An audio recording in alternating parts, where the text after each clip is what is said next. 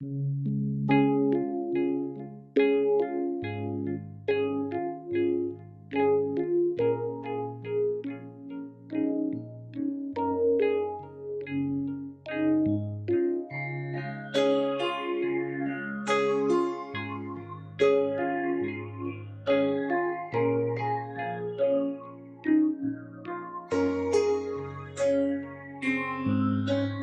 your light on and follow me to where the time burns low. Where it is you'll find me. Your troubles falling down around your feet, all for a day.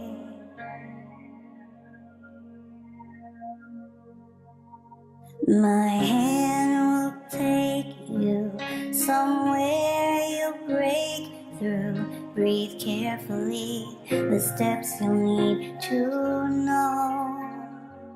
I will find a way to make it all okay. I'll find the time to put it all behind us.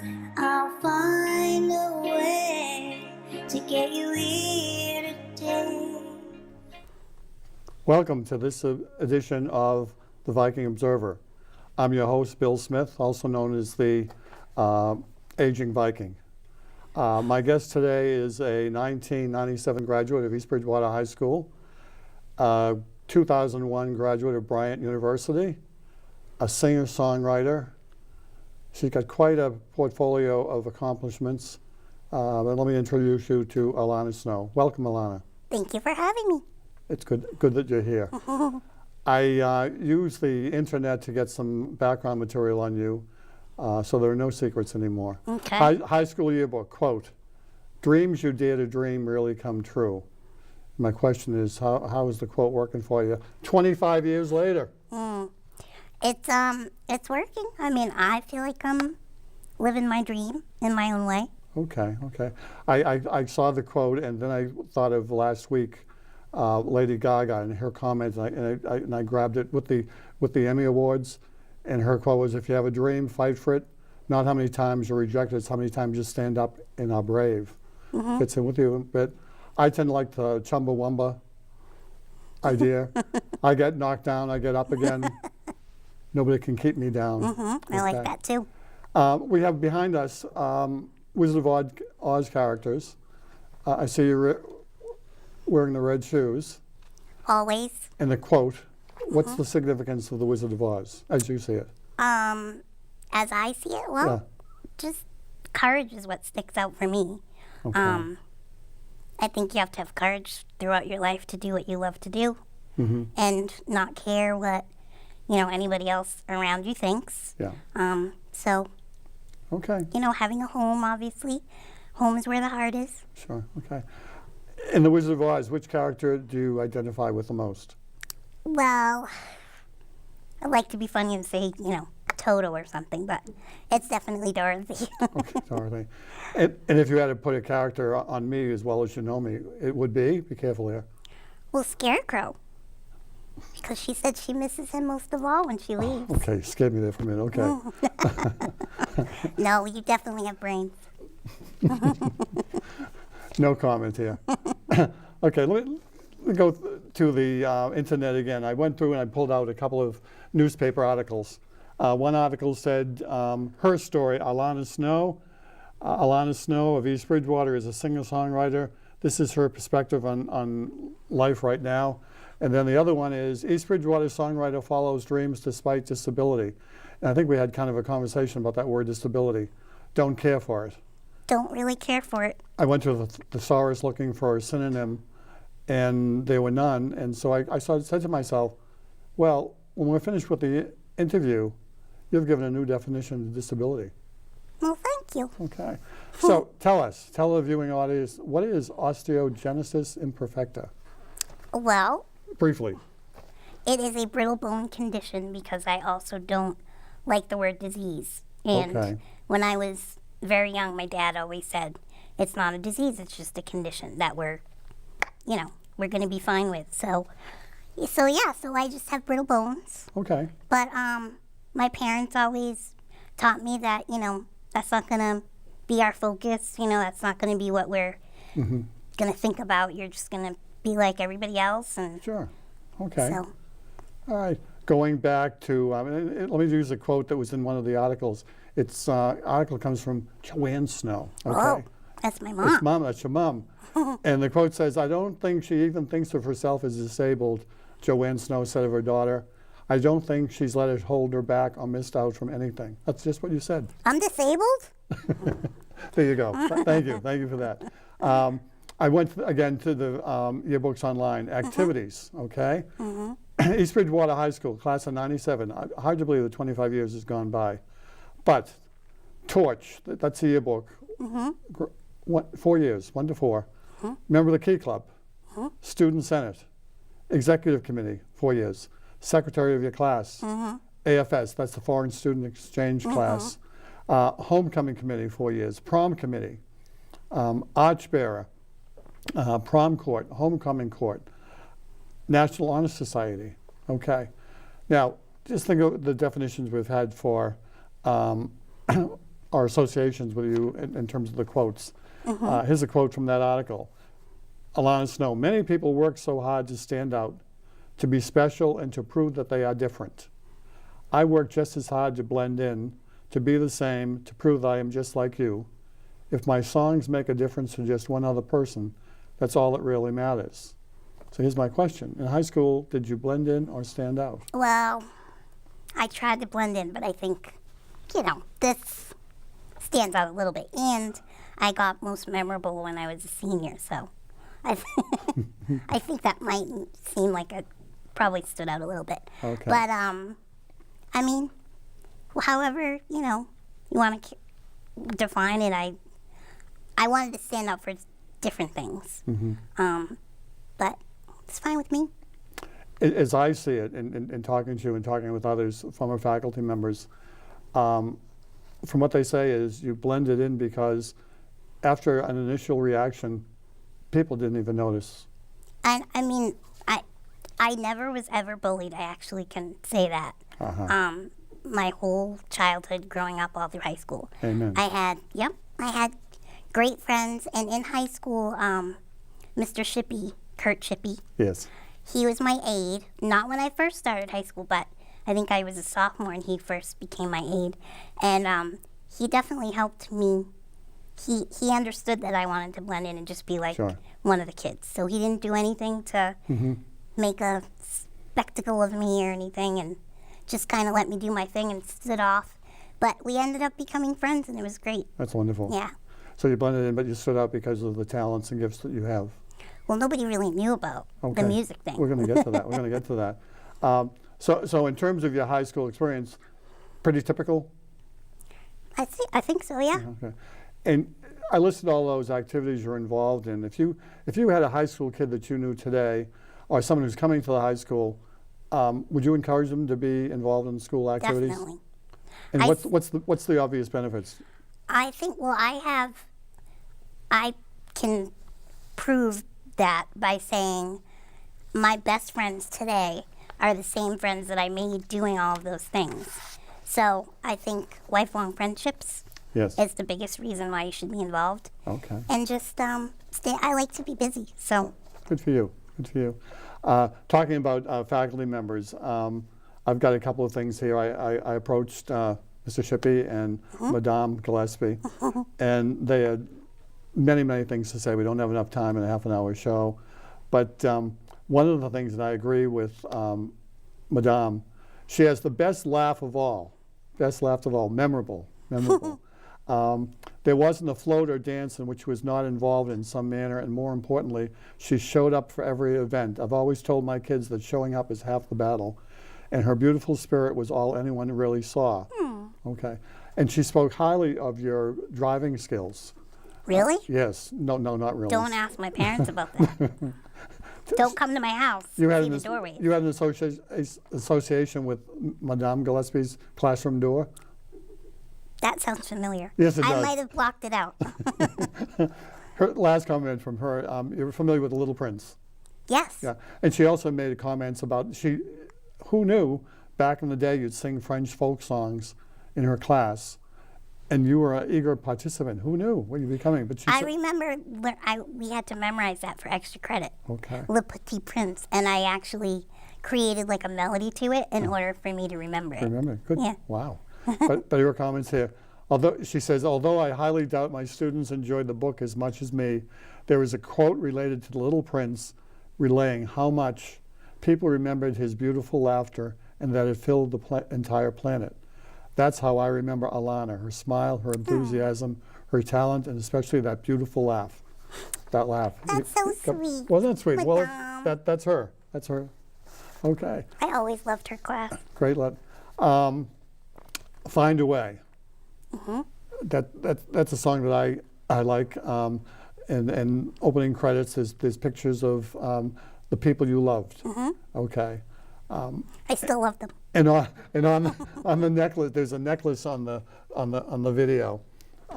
It says, "Have a little courage." Again, we're going back to that Wizard of Oz theme there. Tell us, how did your musical quest begin? We go back to these activities. Mm-hmm. There's not one bloody musical note on there. No. Do you sing in like That's sing in my church biggest or anything? regret. No. No. I had stage fright. Awful, awful, awful stage fright. And I didn't get involved in music in school because I never wanted to perform in front of anybody. I mean, I didn't even want to practice a song in front of anybody. So I did it all Didn't want to stand up. No, I know. For that, you'd think I would have, but I didn't. So I just kind of did it all privately. Okay. And but you become fairly accomplished. I mean, how many professional albums, professional cuts have you got? Oh, God. 10, Good for you. maybe? Wow. Professionally produced, yeah. Okay. Well, actually, no more because my EP as well, so Okay. like 12, 24. Going back to the music, how did it start? Who gave you the nudge? I had a piano teacher, John Horgan from Whitman, Horgan Music School. Yeah. And he actually started teaching me piano again. I'd already taken lessons from 2 other teachers when I was growing up, but not growing, but younger.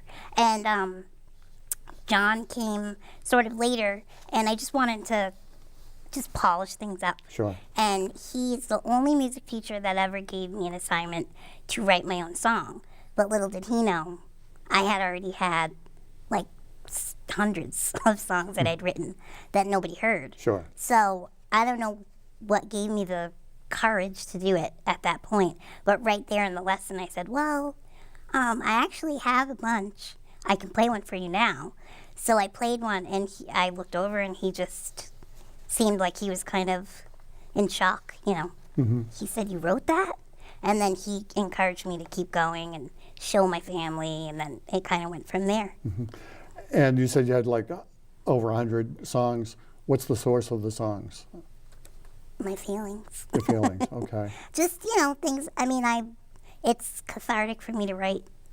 And so like when most kids are down and out, the usual stuff that they go through in high school, and I always wrote about it in my journal, but instead of writing your typical way, I wrote it as poetry, which turned into lyrics. Are you a formally trained musician? I don't even call myself the greatest musician. Okay. I'm a songwriter. I play the piano. I actually taught myself to play the piano when I was like 4 or 5. Tell the viewing audience the significance of that piano. It's special. Yes. My parents had it made for me. It was specially built for me by a blind man, actually. Really? Yes. And it was made so that the keys, I could press them easily. And the foot pedal became a knee pedal, so I could hit it with my knee. Okay. So, yeah. And you taught yourself to play that piano? Well, I taught myself to play on a little Casio keyboard. Okay. And then when we moved, when I was about 9 years old, into a bigger house, we got this piano. Okay. You made a reference about going to a studio. Was it Was it Mansfield? Mockingbird. Or Marshfield? Mansfield. Mansfield, Yes. Mansfield. And what was the occasion for you going there? My father insisted that I get my songs professionally recorded in a studio, and he wanted me to just have the experience of it. So I knew nothing about recording in a studio, so I convinced him that he needed to bring my piano with us. Yeah. And, that's not easy, but he did it.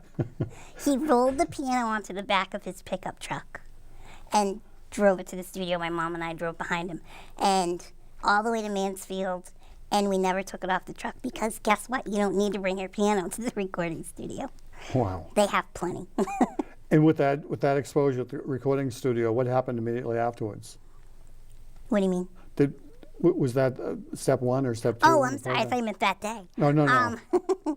That was the first time I went. I just sort of kind of got familiar with it, but I was afraid to sing my own songs. But my producer at the time, Derek Pisano, I think he's still the engineer at that studio.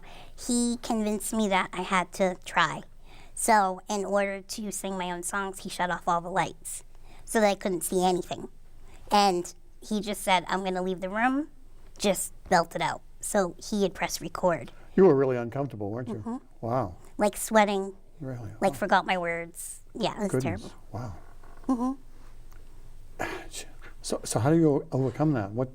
Well, I think I sort of didn't have any confidence in myself at the time because I didn't know if it was good enough. And when the more people I told their reactions, I started to gain the courage and confidence to keep going. It's funny, I've known you obviously for years, but I first came across your challenge, 2 years ago, two summers ago, at the Ann Cornelia Hines bench dedication at the community center. And I went, wow. And of course we had you come back the next year. Yes. A done deal, and maybe this year. Yeah. Again, and it's like, wow, who knew? I love it. And going through doing some research, there's a message here that you came in contact with a guy named Steve. Was it Steve Catazone? Catazone? And I'm impressed with him because I know the groups he's involved with, Black Eyed Peas, Justin Bieber. I have all of his music. You love him, yeah. Aerosmith and Snoop Dogg. Now, of those four, Black Eyed Peas I like, and Aerosmith. Not that the other two aren't wonderful in their own right, but not my cup of tea. Right. But how do you come across him? Well, I was looking for a new studio just for a different experience. And I came across lots of them, and I toured a bunch of them. And this one, as soon as I walked in the door, it was like, not to sound cheesy, but I felt like I was home. It just was the greatest place. And he was usually always flying back and forth from Los Angeles, his studio in Los Angeles, to this studio. And just by chance, and he was almost never there, he had just flown in. And the recording studio manager said, Steve's actually, our owner's, is coming in any minute if you want to meet him. So I ended up meeting him. It wasn't like a planned thing. Sure. And he said, let me hear some of your music. And I played him some stuff, and he said, I want to produce your music. Wow. So. What do you remember at the time now what the tunes were that you played, the songs you played? It was, it was from my EP, drawing a blank. Okay, well. If someone wants to, the viewing audience wants to listen to some of your music, what are their options? Well, it's streaming everywhere. Okay.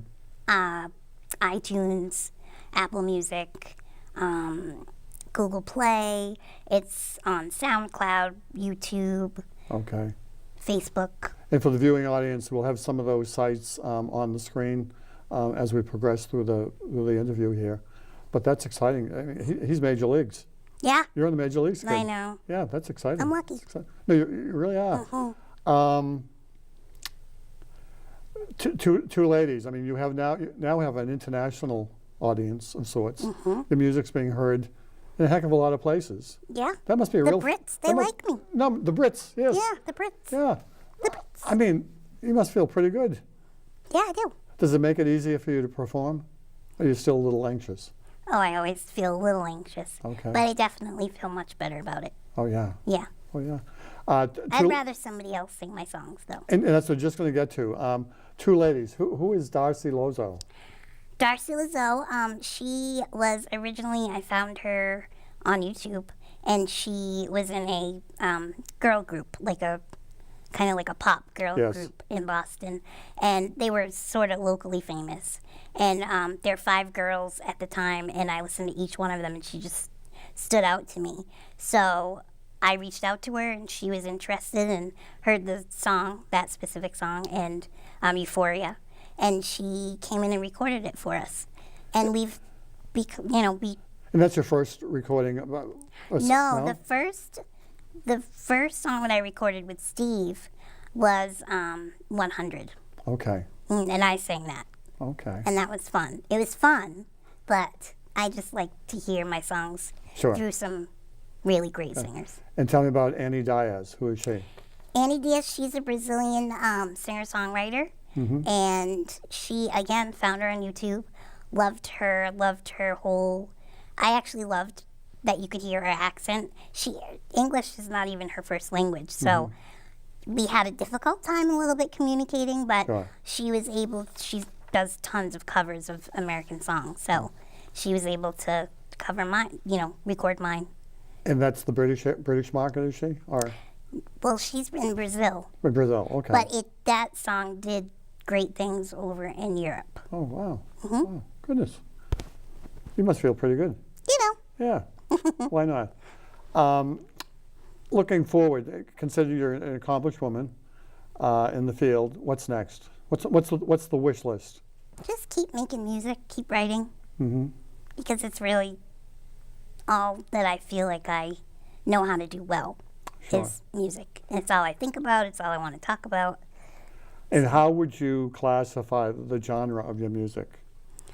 Well, I used to say in the beginning that it was pop, Yeah. but I've written country songs, R&B songs. I've written alternative. So I don't know. I mean, I guess mostly pop, but there's other stuff in there too. Whatever I'm feeling, Okay. whatever I hear. Okay. You're driving down Plymouth Street. You're on the way home, and there's music on the radio or on the player. Who are the folks and you listening to, other than Arlanna Snow? If it's up to me, Well, if it's up to you, who is it other than Arlanna Snow? I love One Republic. I love Michael Jackson. I love John Mayer, Sarah Bareilles. Okay. And if Dad or Mom are driving and they're selecting music, what are they listening to? It's me. They want to listen to me. Okay. It's embarrassing. That's not a bad thing. Or sports, WEEI. There you go. There you Yeah. go. Okay. Okay. If you were able to do a duet with someone, man and woman, who would you like to like? I was doing. I remember I really enjoyed Lady Gaga with Tony Bennett. Do you know who Tony Bennett is? Yes. Oh, okay. Of course. Okay. He's a lot older than me, but who would be your co-conspirator, so to speak?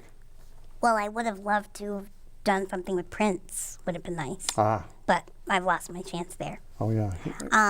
But I would say Ryan Tedder, who is the lead singer of One Republic, but is a songwriter for so many artists out there. Okay. People don't even realize. Adele, Alicia Okay. Keys. Okay.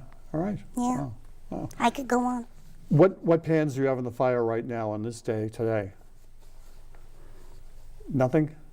Or- And, you mean on my radio? no, Oh. I'm sorry. Are you I'm sorry. planning? Are you producing? Oh, am I producing? Yes. I mean, I feel like I had a huge hand in producing my last song, my country song. But, I mean, technically, I'm not getting any producer credits for it. I'm letting the producers handle it, Okay. the professionals. But, I mean, I definitely am very bossy when we record my songs. Well, it's your baby. That's what I say. Yeah. Good for you. Good for you. That's awesome. I'm happy to know you're doing so well here. Let's go back to high school for a minute. Pretty typical experience.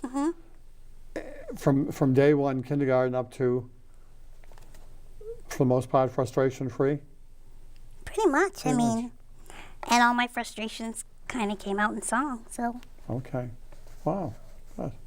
Well, her story, Arlanna Snow, that article appeared in the Ledger. You had 3 aspects. What is your pride and joy today? my puppy, Your puppy. Tell us about your puppy. her name is Christmas Snow. Okay. We call her Chrissy.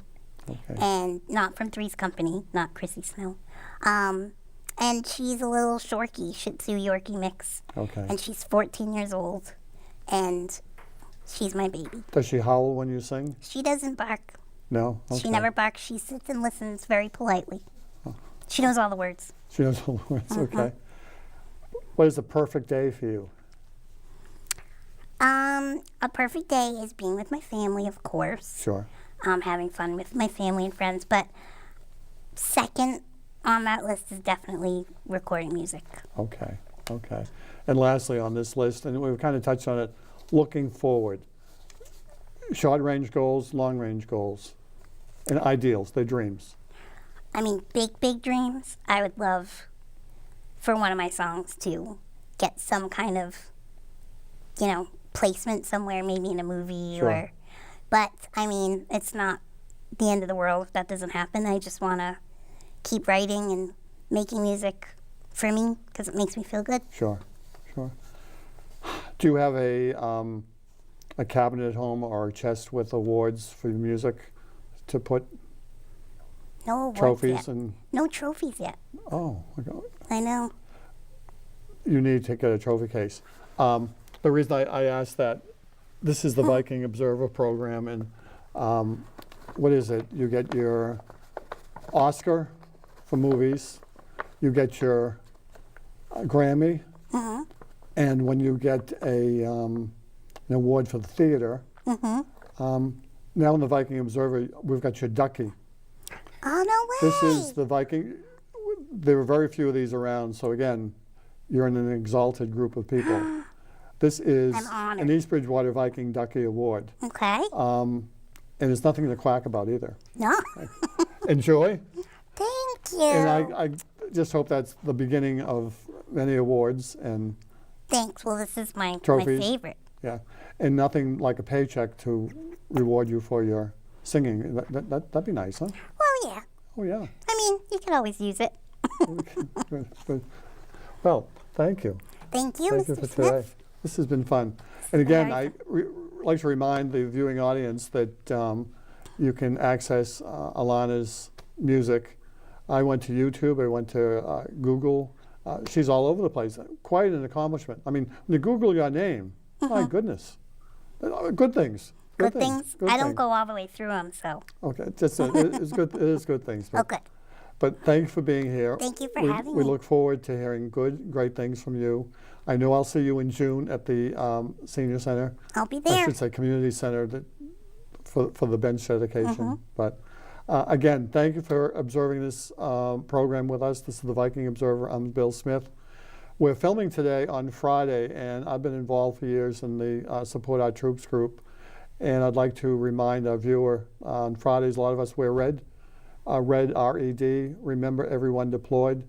So if you know someone who's deployed, keep them in your thoughts, send some positive vibes, tell their families you're thinking of them. And if you see a veteran, say thank you. Thank you very much.